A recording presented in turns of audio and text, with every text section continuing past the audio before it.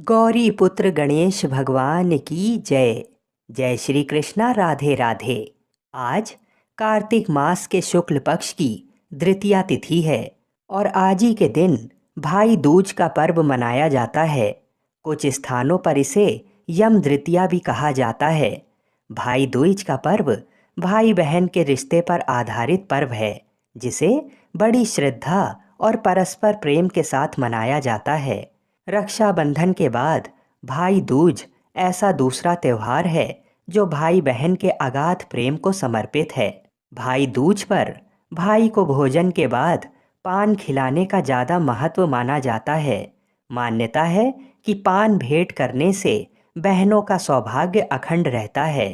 आज के दिन जो भाई बहन यमुना जी में साथ में स्नान करते हैं, उन्हें यम का भय नहीं रहता है। तो आज मैं आपको सुना रहा हूँ भाई दूज की बड़ी ही दुर्लभ 3 कथाएं। इन कथाओं को सुनने से ही भाई दूज का पर्व पूर्ण माना जाता है तथा समस्त मनोकामनाओं की पूर्ति होती है। तो आप लोग बड़ी ही श्रद्धा और प्रसन्न चित मन से इन कथाओं को पूरा अवश्य सुनिएगा। एक समय की बात है, एक बूढ़ी माँ थी। उसके एक पुत्र और एक पुत्री थी। पुत्री की शादी हो चुकी थी। एक दिन भाई दूज के त्योहार में बेटे ने अपनी माँ से बहन के घर जाने का अनुरोध किया। तब बूढ़ी माँ ने कहा, बेटा, तेरी बहन तो बड़ी कलिया है, वह हर वक्त लड़ती है, तू उसके घर जाकर क्या करेगा। बेटे के अनुरोध करने पर बूढ़ी माँ ने उसे अनुमति दे दी। भाई अपनी बहन से मिलने के लिए घर से निकलता है। रास्ते में उसे एक नदी मिलती है। नदी बोलती है, मैं तेरा काल हूँ, तुझे डुबाऊंगी। तब भाई कहता है, मैं कई साल के बाद अपनी बहन से मिलने जा रहा हूँ, उससे मिलकर आने दो, फिर वापस आते वक्त तुम मुझे डुबो देना। तो नदी मान जाती है और उसे रास्ता दे देती है। थोड़ा आगे बढ़ता है तो रास्ते में उसे सर्प मिलता है। सर्प बोलता है, मैं तुम्हें डसूंगा। तब भाई कहता है, पहले मुझे अपनी बहन से मिलकर टीका लगवा लेने दो, फिर तुम मुझे डस लेना। सर्प भी उसे रास्ता दे देता है। अब वह आगे बढ़ता है। आगे जंगल में उसे एक शेर मिलता है। शेर कहता है, मैं तुझे खा जाऊंगा। तो भाई उसे भी वही बोलता है कि मैं पहले अपनी बहन से मिलकर टीका लगवा लूं, फिर लौटते समय तुम मुझे खा लेना।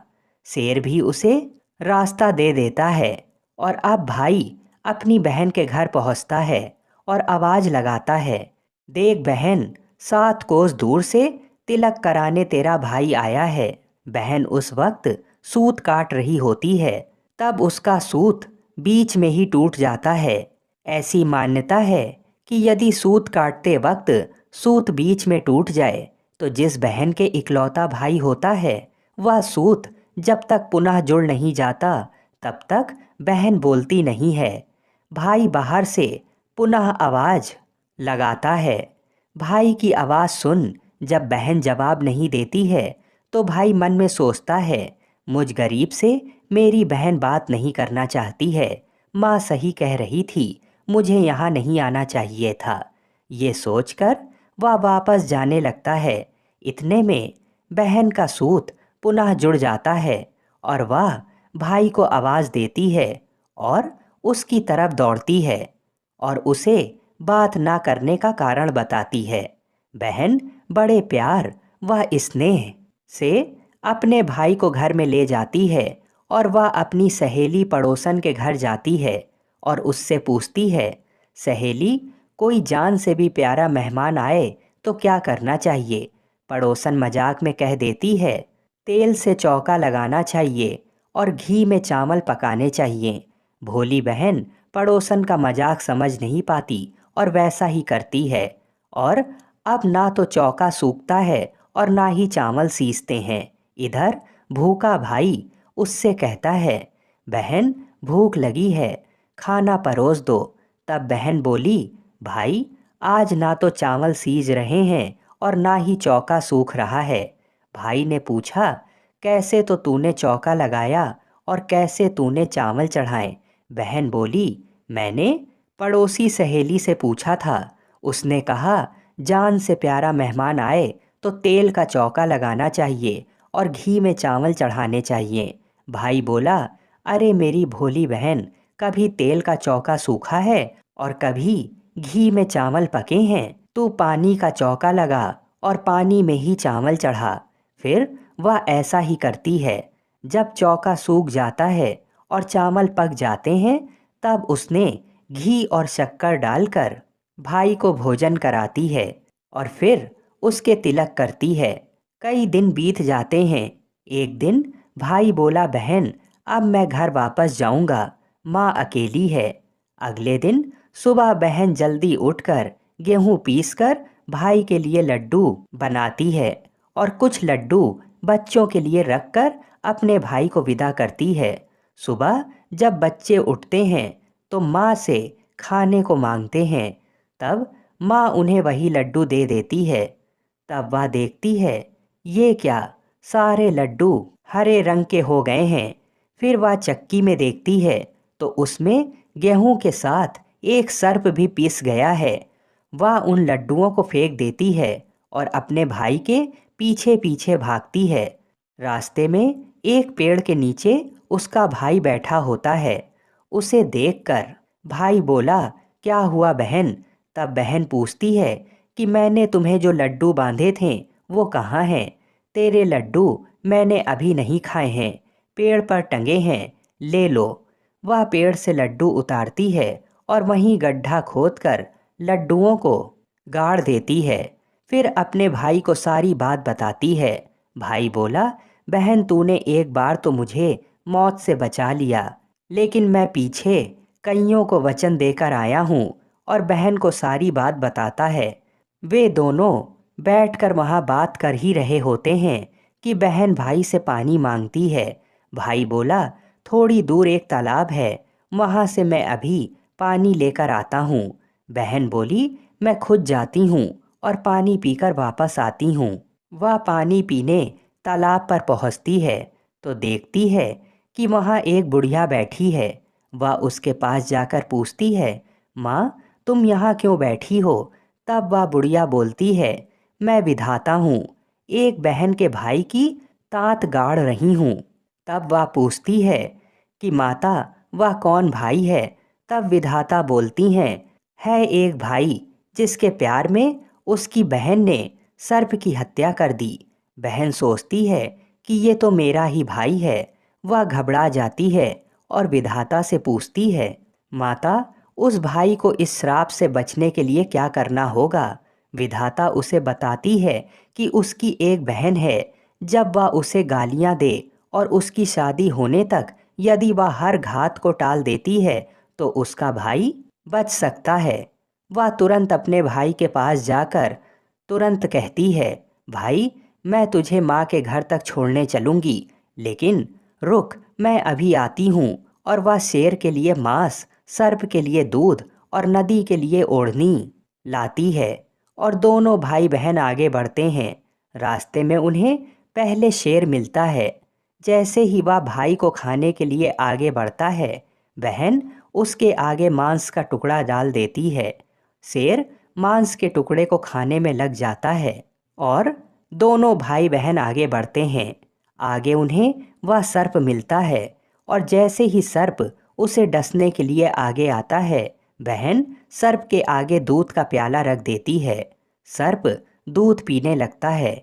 वह दोनों अब आगे चलते हैं। रास्ते में उन्हें नदी मिलती है जो भाई को डुबाने को तैयार होती है, पर बहन नदी को ओढ़नी उड़ा देती है। खुश होकर नदी रास्ता दे देती है। अब वह दोनों भाई बहन आगे बढ़ते हैं और अपने घर पहुंच जाते हैं। बेटी को देखकर माँ खुश हो जाती है, पर बहन उसी समय भाई को गाली देने लगती है। तब माँ बेटे से कहती है, इस कलिया बहन को क्यों ले आया? तब भाई बोलता है, माँ बहन तो बहुत अच्छी थी, पर पता नहीं इसे आते ही क्या हो गया। थोड़े दिनों में भाई का रिश्ता आता है। तब सब कहते हैं, बहन पागल तो है पर भाग्यवान है। पर जब ससुराल वाले सगाई के लिए मिठाई लाते हैं तो बहन कहती है, इसकी मिठाई क्यों बांटते हो, पहले मेरी मिठाई बांटो। कई बड़े बुजुर्ग बोले, इसे भी भाई के साथ बैठा दो। सगाई शुरू होती है और वहाँ आग लग जाती है। बहन को तो पता ही था कि उसके भाई का घात है। उसने तुरंत ही वह आग बुझा दी। अब कुछ दिनों बाद शादी के कार्यक्रम शुरू होते हैं, परंतु बहन हर समय भाई के साथ रहती थी। जब भाई की निकासी होने लगी, तब बहन बोली, अरे इसकी निकासी क्या करते हो, पहले मेरी निकासी करो और इसे पीछे के दरवाजे से लेकर जाओ। बहन के इतना बोलते ही आगे का दरवाज़ा टूटकर गिर जाता है। सब कहते हैं, भले ही बहन कलिया है, पर बराबर भाई की जान बचा रही है। जब भाई फेरों में बैठता है तो फिर बहन कहती है, इसकी जगह मैं फेरों में बैठूंगी। शादी के बाद जब दूल्हा दुल्हन की रात जागती है तो बहन कहती है, इसकी नहीं, पहले मेरी रात जगाओ। कई लोग बोले, बीच में पर्दा लगाकर इसे भी साथ में सुला दो। रात में जब भाई और भाभी सो जाते हैं, तब वहाँ एक सर्प आता है। बहन तो तैयारी में ही बैठी थी। वह उसे पकड़कर टोकरी में रखकर सो जाती है। आज वह कई दिनों में निश्चिंत होकर आराम से सोती है। इधर उसकी माँ सोचती है, बेटी के उठने से पहले ही मेहमानों को विदा कर देती हूँ, वरना फिर शोर मचाएगी। तब बेटी उठकर देखती है तो घर में कोई नहीं दिखता। तब वह माँ से पूछती है, माँ सब मेहमान कहाँ चले गए। तब माँ कहती है, बेटा सब मेहमानों को विदा कर दिया है। तब बेटी बोलती है, माँ सब मेहमानों को वापस बुलाओ, तभी मैं विदा होंगी। उसके कहने के अनुसार माँ सभी मेहमानों को वापस बुलाती है। तब वह माँ से कहती है, माँ आज के दिन के लिए ही मैंने पालने में पूत और चूल्हे पर दूध छोड़ा था और पागल हो गई थी। मेरे इस भाई पर 7 घात थीं, वह टालने के लिए मैं ऐसा कर रही थी। उसकी ये बात सुनकर माँ और भाई बहुत खुश हो जाते हैं और सबसे पहले अपनी बेटी को विदा करते हैं और उसके बाद सभी मेहमानों को विदा करते हैं। इस दिन के बाद से ही हर बहन अपने भाई की लंबी उम्र की कामना से भाई दूज का त्योहार मनाने लगी। इस दिन बहन भाई का टीका करती हैं और ये कथा को सुनती हैं। बोलिए श्री राधा कृष्ण भगवान की जय। बोलिए यमुना माता की जय। आइए अब भाई दूज की दूसरी कथा को सुनते हैं। इस कथा को पूरा अवश्य सुनिएगा। सूर्य देव की पत्नी संज्ञा से 2 संतानें थीं, पुत्र यमराज तथा पुत्री यमुना। संज्ञा सूर्य का तेज सहन न कर पाने के कारण अपनी छाया मूर्ति का निर्माण कर उन्हें ही अपने पुत्र पुत्री को सौंपकर वहाँ से चली गई। छाया को यम और यमुना से अत्यधिक लगाव तो नहीं था, किंतु यमुना अपने भाई यमराज से बड़ा स्नेह करती थी। यमुना अपने भाई यमराज के यहाँ प्राय जाती और उनके सुख दुख की बातें पूछा करती तथा यमुना यमराज को अपने घर पर आने के लिए भी आमंत्रित करती, किंतु व्यस्तता तथा अत्यधिक दायित्व के कारण वे उसके घर न जा पाते थे। एक बार कार्तिक शुक्ल द्वितीया को यमराज अपनी बहन यमुना के घर अचानक जा पहुँचे। बहन के घर जाते समय यमराज ने नरक में निवास करने वाले जीवों को मुक्त कर दिया। बहन यमुना ने अपने सहोदर भाई का बड़ा आदर सत्कार किया। विविध व्यंजन बनाकर उन्हें भोजन कराया तथा भाल पर तिलक लगाया। जब वे वहाँ से चलने लगे, तब उन्होंने यमुना से कोई भी मनोवांछित वर मांगने का अनुरोध किया। यमुना ने उनके आग्रह को देखकर कहा, भैया यदि आप मुझे वर देना ही चाहते हैं तो यही वर दीजिए कि आज के दिन प्रतिवर्ष आप मेरे यहाँ आया करेंगे और मेरा आतिथ्य स्वीकार किया करेंगे। इस प्रकार जो भाई अपनी बहन के घर जाकर उसका आतिथ्य स्वीकार करे तथा इस दिन जो बहन अपने भाई को टीका करके भोजन खिलाए, उसे आपका भय ना रहे। इसी के साथ उन्होंने ये भी वरदान दिया कि यदि इस दिन भाई बहन यमुना नदी में डुबकी लगाएंगे तो वे यमराज के प्रकोप से बचे रहेंगे। यमुना की प्रार्थना को यमराज ने स्वीकार कर लिया। तभी से बहन भाई का ये त्योहार मनाया जाने लगा। भाई दूज त्योहार का मुख्य उद्देश्य भाई बहन के मध्य सद्भावना तथा एक दूसरे के प्रति निष्कपट प्रेम को प्रोत्साहित करना है। भाई दूज के दिन ही 5 दिनों तक चलने वाले दीपावली उत्सव का समापन भी होता है। आइए अब भाई दूज की तीसरी कथा को सुनते हैं। एक बहन के 7 भाई थे। वह उन्हें बहुत प्यारी थी। उसका पति अपने माँ बाप का इकलौता बेटा था, जिसके होने पर की गई मनौतियों को पूरा न करने से देवता अप्रसन्न थे। क्रुद्ध होकर देवताओं ने पुत्र तथा पुत्रवधू को मार डालने का निर्णय किया। उस बहन को किसी तरह इसका पता चल गया। उसने भावी जीवन में आने वाली दुखों की कल्पना करके उपचार के तरीके सोचकर अपने भाइयों से ससुराल जाने की जिद की। यद्यपि वे बिना बुलाए नहीं भेजना चाहते थे, पर बहन के न मानने पर डोली सजाकर भेज दी। उस बहन ने अपने पास दूध, मांस तथा ओढ़नी रख दी। थोड़ी दूर जाने पर देवताओं के प्रकोप से डोली का रास्ता सांप ने रोक लिया। बहन तुरंत दूध सांप के सामने रखकर आगे बढ़ गई। थोड़ी दूर और आगे जाने पर उस पर शेर झपटा तो उसने मांस फेंक दिया। शेर मांस में रुचि लेने लगा और कहार डोली लेकर आगे बढ़ गए। रास्ते में यमुना जी थीं। जो ही कहार डोली को यमुना से पार करने लगे, यमुना ऊंची लहरें उठाकर डोली को आत्मसात करने लगीं। बहन ने ओढ़नी समर्पित कर यमुना जी की लहरों को शांत कर दिया। नववधू को बिना बुलाए घर पधारी पाकर ससुराल वाले आश्चर्य में पड़ गए। बहन ने आदेश दिया कि उसके गृह प्रवेश के लिए घर के पिछवाड़े फूलों का दरवाजा बनवाया जाए। दरवाजा बना। जैसे ही वह पार करने लगी, द्वार उस पर गिर पड़ा। फूलों का द्वार होने के कारण चोट उसे नहीं आई। घर में प्रवेश करते ही उसने सबसे पहले स्वयं खाना खाने का हठ किया। खाना खाने लगी तो खाने में सुच्चा कांटा मिला, जिसको उसने डिबिया में सहेज लिया। शाम को घूमने का समय आया तो सबसे पहले उसने ही जूता पहना। जूते में काला बिच्छू था। उसने उसको भी डिबिया में सहेज कर रख लिया। रात हुई तो उसने फिर जिद की कि पहले मैं ही सोऊंगी। बहू का हर काम के लिए पहले करने की हट करना किसी को अच्छा नहीं लग रहा था, पर परिस्थितिवश सब हो रहा था। सोने के कमरे में उसे काला नाग मिला। उसने उसे भी मार कर सहेज लिया। फिर पति को सैया पर सुलाया। इतना सब करने के पश्चात उसने अपनी सास को डिबिया खोलकर सुच्चा काटा, बिच्छू और सांप दिखाकर कहा, मैंने तुम्हें पुत्रवती किया है, अर्थात स्वयं कष्ट सहकर तुम्हारे पुत्र के जीवन की रक्षा करके अपने सुहाग को नया जीवन दिया है। ये सब कष्ट देवताओं के रुष्ट हो जाने के कारण उठाने पड़े हैं। भविष्य में कभी मनौती मानकर पूरा करना ना भूलना।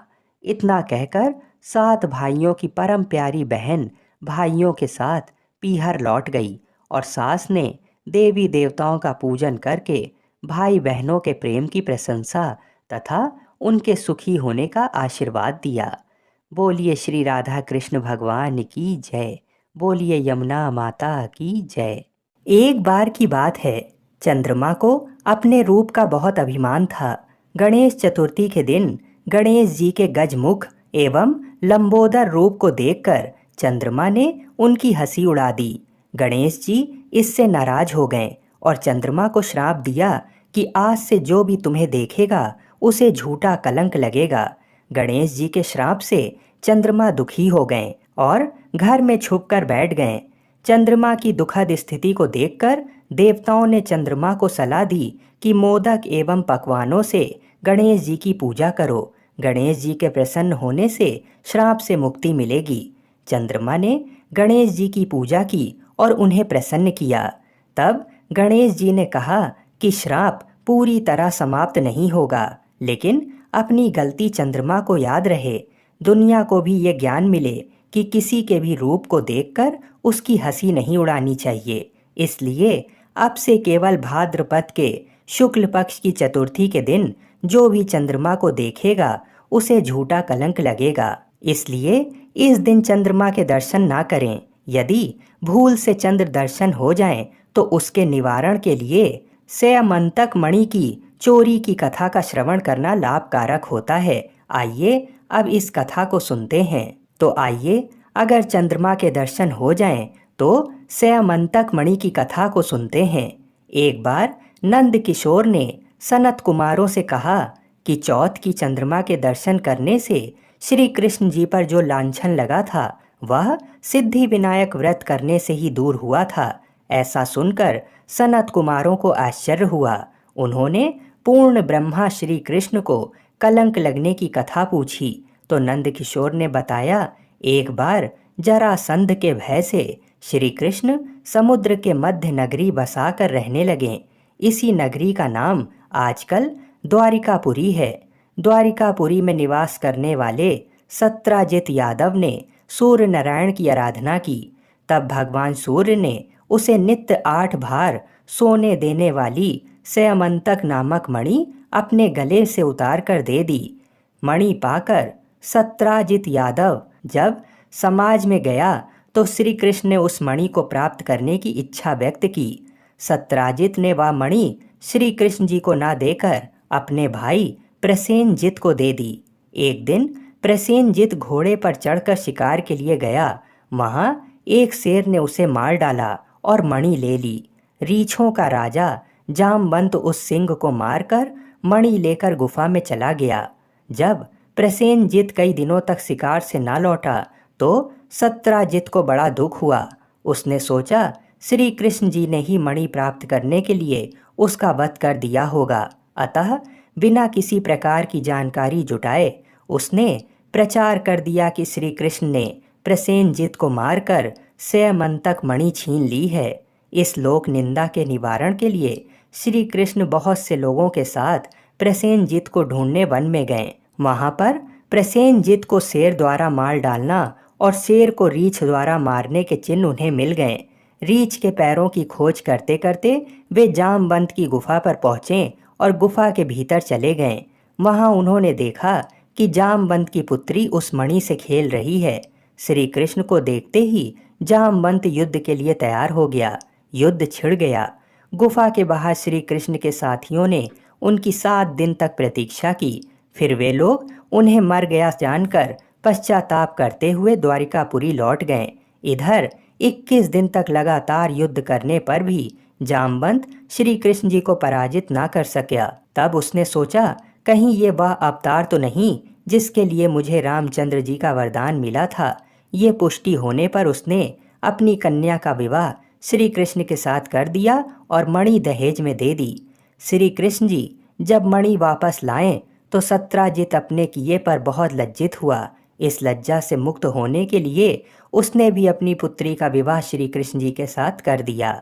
कुछ समय के बाद श्री कृष्ण जी किसी काम से इंद्रप्रस्थ चले गए। तब अक्रूर तथा ऋतुवर्मा की राय से सतधनवा यादव ने सत्राजित को मारकर मणि अपने कब्जे में ले ली। सत्राजित की मौत का समाचार जब श्री कृष्ण जी को मिला तो वे तत्काल द्वारिका पहुंचे। वे सतधनवा को मारकर मणि छीनने को तैयार हो गए। इस कार्य में सहायता के लिए बलराम जी भी तैयार थे। ये जानकर सतधनवा ने मणि अक्रूर को दे दी और स्वयं भाग निकला। श्री कृष्ण ने उसका पीछा करके उसे मार तो डाला पर मणि उन्हें नहीं मिल पाई।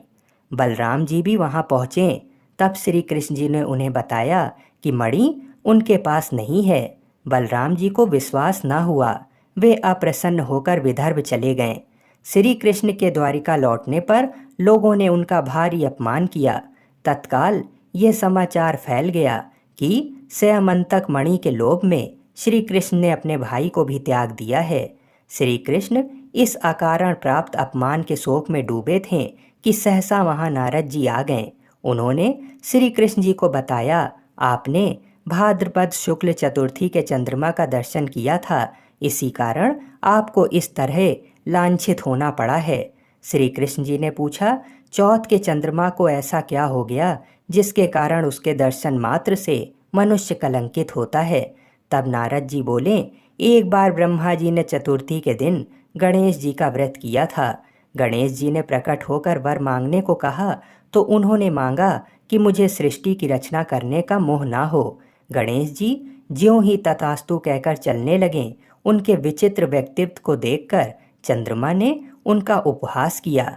इस पर गणेश जी ने रुष्ट होकर चंद्रमा को श्राप दिया कि जो भी तुम्हारा मुख देखेगा उसे कलंक लगेगा। श्राप देकर गणेश जी अपने लोक चले गए और चंद्रमा मानसरोवर की कुमदनियों में जा छुपा। चंद्रमा के बिना प्राणियों को बड़ा कष्ट हुआ। उनके कष्ट को देखकर ब्रह्मा जी की आज्ञा से सारे देवताओं के व्रत से प्रसन्न होकर गणेश जी ने वरदान दिया कि अब चंद्रमा श्राप से मुक्त तो हो जाएगा, पर भाद्रपद शुक्ल चतुर्थी को जो भी चंद्रमा के दर्शन करेगा उसे चोरी आदि का झूठा लांछन जरूर लगेगा, किंतु जो मनुष्य प्रत्येक द्वितीया को दर्शन करता रहेगा वह इस लांछन से बच जाएगा।